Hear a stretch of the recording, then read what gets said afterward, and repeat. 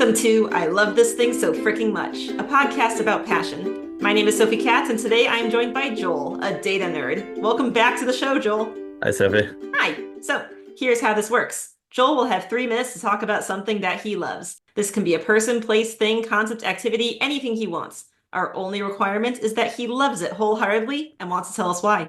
Are you ready, Joel? Yes. Good. Got my timer here. Now, what do you love so freaking much? Thank you for asking. And I love data so freaking much. I'm a data nerd. I'd say specifically a government data nerd. I was a government employee for 6 years, and then I've been a government data nerd for the past 2 years. And so I work for a contractor, but we just do government data. It's awesome because, for one, when you make a really, especially a good data visual, suddenly you're giving people something to come up with whatever wonderful ideas they want to do and whatever wonderful projects they want to pursue and whatever they want to get done. Good data can really, be everybody's secret weapon. And if you can build that visual, that just makes everything pretty clear for whatever side or project or task that someone's trying to do. With good data, they can just really knock something out of the park, get it done. There was someone who just posted a very, very interesting thing on Twitter about stock trading. And then I think a bill got proposed to Congress because senators were like, well, I just had this idea by myself. Yeah, sure, I saw something posted on Twitter that was very beautifully visualized. But the guy that did the data, really, he kind of got the ball rolling there. So it can be impactful, but it's a fun and really it's a creative task. There's no real requirement that something be more beautiful or more clear. You want to do a good job, but there's everyone knows bars and line graphs, but there's actually dozens of different types of charts. There's a whole world of data viz. There's a guy Tufty, I read his book, but he kind of is one of the big names that got the ball rolling on this. And then since then there's been countless tools and countless new charts, and it keeps expanding, and it seems like there's growing interest in it. So that's just data, but why government data specifically? So like I said, I was in government for a few years, and we had to use the oldest websites. I mean, if you've seen a government website, internal websites are the same, but just older and worse. There's no free market for this stuff. It's not like someone is choosing the best terrible system. It's just that's what they have to use. And so if you can build a tool that I built one when I was a government employee that kind of visualized our inventory, warehouse inventory. And all the employees on my team were like, thank you for building this. This don't have to use that terrible system where you have to guess how something was misspelled. So if you have fun with government with data, you can just provide an unlock. Go ahead and finish your thought. I mean, that's it. You can provide an unlock for someone by really just having fun solving a puzzle yourself. That's awesome. Thank you for telling us about data today. Yeah, and thanks for having me on again. So, how did your interest in data begin? Did it come from needing to use data for work, or does it go further back than that? It starts from work for sure. I was a mechanical engineer trying to do everything but mechanical engineering. That small inventory tracking thing, it was a 1 day project, and it became the most impactful thing I did that year. And I thought I want to build more tools like this that give people the information that they should already have. You mentioned before that data visuals help people achieve their projects. Can you talk a little more about how they help? Sure. So I feel COVID was one where there was a lot of visuals floating around, but at a very high level, when you start seeing the colors changing on a map, you don't need to read a 20-page scientific report to quickly see that something is changing in this region of the world and something is maybe not changing in this other region of the world. And then you can start asking questions about why are things different in different areas and, get into the details later. But in a second, you can visualize data across the entire world. People can all over the world can make their decisions based off of a very simple visual if it's very elegantly done. Yeah, it's like the difference between needing to read all the numbers in an election versus looking at the map with red states and blue states on it. Yeah, and since you bring up the election, I highly recommend the Bloomberg election data visualization. They, in one map, did a very good job of visualizing how much every single county changed in voting red or blue compared to the previous election. Are there any particular traits that make a good data visualization?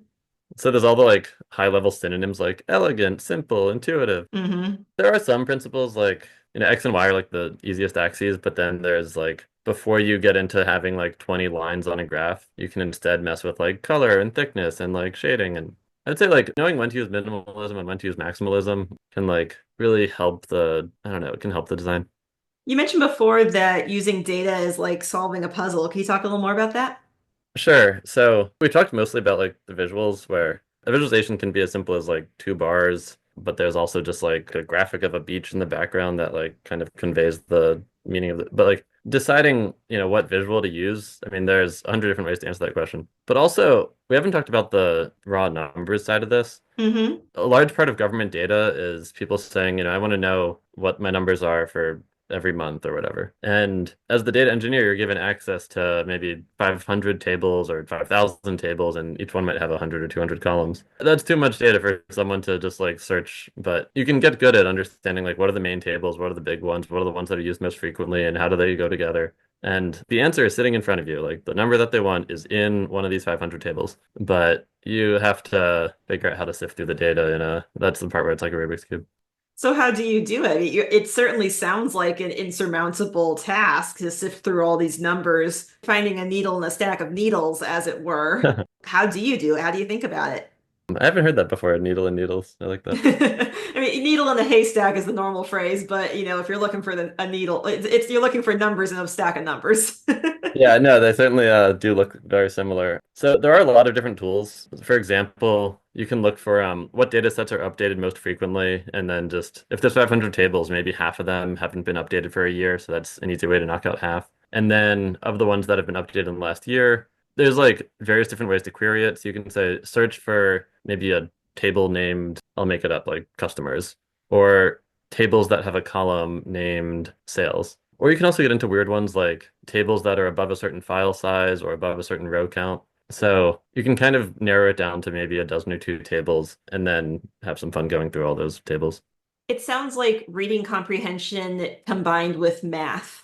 Well, I would say I'm pretty bad at reading comprehension and pretty good at math. So it's like if reading was just numbers. Is there anything that you don't like about data? And if so, how do you handle that? So, unsurprisingly, the thing I don't like is when you don't have access to the data. They might say, we have this new system that we paid for, it has all of our data. And so we want you to just pull out the stuff that's in our old system. But sometimes you say, okay, I need access to the old system. And they say, no, no, the new system has all the data and just pull out the stuff that's relevant to us. And it's impossible to know what is in the old system that makes the stuff in the new system relevant. And the way I get past that is usually a handful of meetings with someone who does have the access, pulling the data for me until they realize that I'm just trying to help. And often their supervisor is happy to share the data as well. Yeah, it sounds like there's a certain level of communication and trust involved. Yeah. There was a interesting conflict where the government hired contractors to build a tool, but the tool was for looking at contractor data. So there was a conflict of interest where you couldn't like give contractors data on their competitors. Oh, yeah. But also the government didn't have the capability to build this tool. Like they needed to hire someone to build this tool. So I'm not really sure how that played out in the end. But a coworker was trying to figure out that catch-22. Yeah, it sounds like that one is a puzzle for someone else in another time. Yeah. Joel, thank you so much for telling us about something you love today.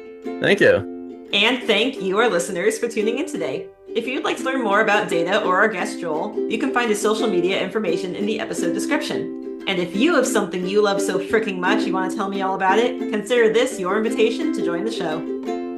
I Love This Thing So Freaking Much is a production of Through the Window Media. This episode was directed and edited by Sophie A. Katz. You can find us at Through the Window on Facebook, Instagram, Blue Sky, and Tumblr. That is THROU the Window at all those social media sites. Be good to yourself, be kind to each other, and you'll hear from us again soon.